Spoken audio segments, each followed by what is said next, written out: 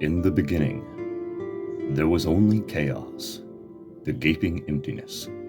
Then, either all by themselves or out of the formless void, sprang forth three more primordial deities: Gaia, the earth; Tartarus, the underworld; and Eros, love. Once love was there, Gaia and Chaos, the two female deities, were able to procreate and shape everything known and unknown in the universe. Chaos gave birth to Erebus, darkness, and Nyx, night.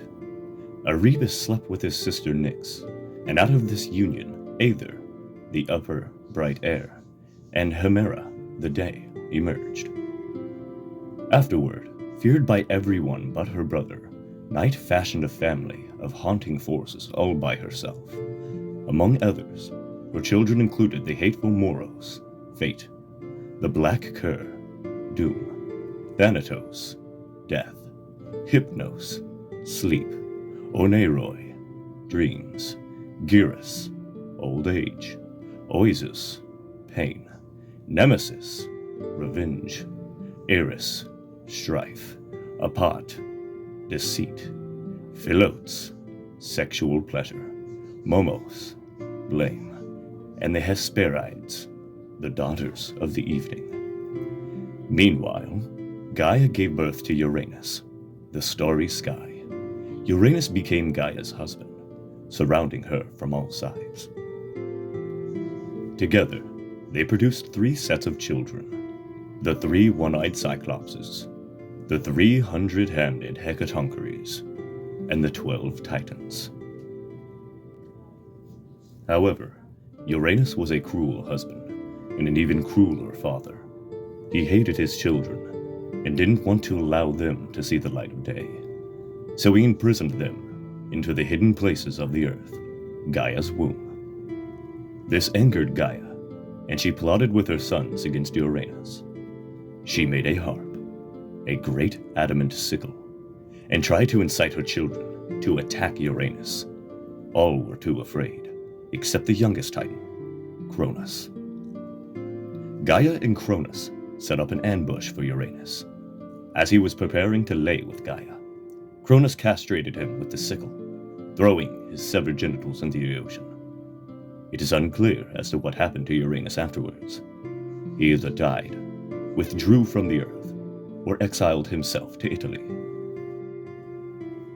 From the blood that was spilled on the earth due to his castration, emerged the giants, the Malaeae, the ash tree nymphs, and the Erinnyes, the Furies.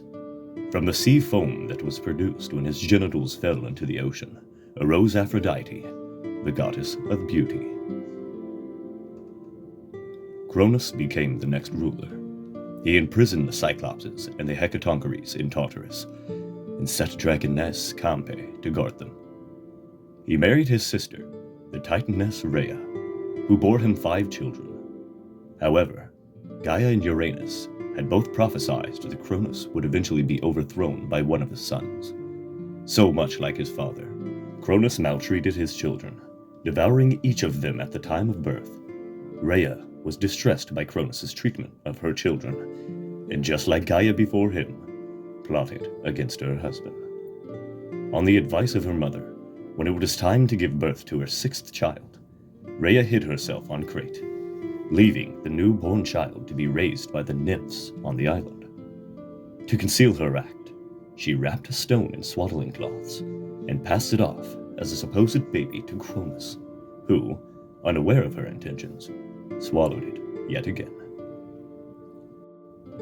The child was Zeus, raised by the nymphs Adrastia and Ida, and the she-goat Amalthea. He quickly grew into a handsome youth in a cave on the Cretan Mount Ida.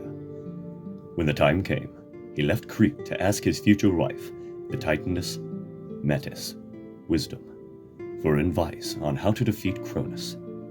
She answered by preparing a drink indistinguishable from Cronus's favorite wine, but destined to make him vomit for ages. Zeus disguised himself as the god's cupbearer, and after a while, successfully slipped Metis' drink to Cronus. The plan worked perfectly. Cronus started vomiting, and spilled out all Zeus's 5 siblings, but only after throwing up the stone. Called Omphalos, or the Navel, the stone was later set up at Delphi by 2 eagles Zeus sent to meet at the center of the world. Overwhelmed with gratitude, Rhea's children, Hestia, Demeter, Hera, Hades, and Poseidon, recognized Zeus as their leader. However, Cronus was still in command, and yet to be defeated. He was too old to protect himself from the attacks of his progeny, but he enlisted the help of the faithful Titans, who also feared the new generation of gods. This led to a decade-long war between the Titans and the Olympians, remembered by generations, hence as the Titanomachy. Atlas became the Titans' leader and led his armies on many victories. At one point, it even seemed that Zeus would be defeated. However, at the advice of Gaia, he went to Tartarus and released the Cyclopses and the Hecatoncheires. In gratitude, the Cyclopses provided Zeus with his signature thunderbolt. They also made a trident for Poseidon and a helmet of invisibility for Hades. The tables had turned. However, as so many times before, the final victory would not be the result of brute force, but it would happen due to a cunning little trick, possibly devised by Prometheus, who deserted from the Titans' army beforehand. Armed with boulders, Hecatoncheires set an ambush for the Titans. At the right time, Zeus retreated his forces, drawing the Titans into Hecatoncheires' trap. The 100-handed ones started raining down hundreds of boulders, with such a fury that the Titans thought the mountains were falling upon them. They ran away, and Zeus could finally consider himself the king of the universe. Zeus exiled the Titans who had fought against him into Tartarus. He made an exception with Atlas, though. Being the leader of the opposing force, he was punished to hold the universe on his shoulders. Zeus's power would be challenged on few occasions afterward. Just after the Titanomachy, his grandmother Gaia, outraged by the imprisonment of her children, issued forth one last child of her, the monstrous Typhon. He was so fearsome that most of the gods fled the second they saw him. However, Zeus didn't hesitate. He faced the monster, and using the power of his lightning bolts, he was able to defeat it.